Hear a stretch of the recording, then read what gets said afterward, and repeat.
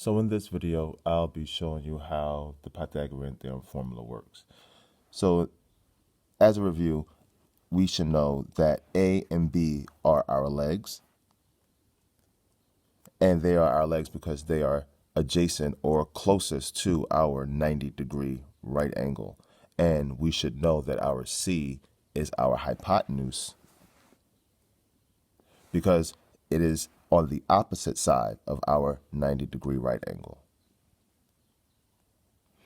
So now let's see how that works when we apply the formula to a right triangle.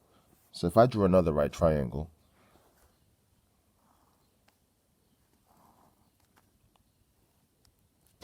and I know that this is my 90-degree right angle, let's say I have a leg side of 3, a leg side of 4, and a hypotenuse of 5. Now that I have all three sides, let's see if the Pythagorean theorem works for this. So we should know, of course, the Pythagorean theorem, a squared plus b squared equals c squared. Now I like to use arrows so that way I can keep everything organized and the same. And so I'm going to now substitute, and I'm going to actually use, I know that my A is 3, so I'll use that, and it says to square it, so that'll be 3 squared. My B is 4, it says to square it, so that's 4 squared. And then now C is 5, so I will square that as well. And of course, don't forget your operation and your equal sign. Now I'm going to do one more further step. Now some people get confused right at this point because some people think 3 squared is 3 times 2, which it's not. It's actually 3 times 3. So my arrow, 3 squared means 3 times itself again, plus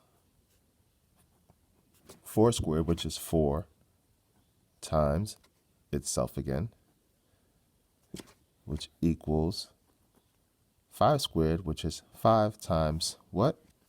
Itself again. My arrows, my arrows, my arrows. So we know 3 times 3 is 9, plus we should know that 4 times 4 is 16. And that equals, and we should know that 5 times 5 is 25. Now, all I did was actually evaluate my squares. 3 times 3 is 9, 4 times 4 is 16, 5 times 5 is 25. But is this actually true? Well, let's see. I know that if I did it the long way, 16 plus 9, 6 plus 9 is 15. Carry the 5 plus 1. 1 plus 1 is 2. So now that I know that 9 plus 16 does equal 25, my Pythagorean theorem formula works for this right triangle.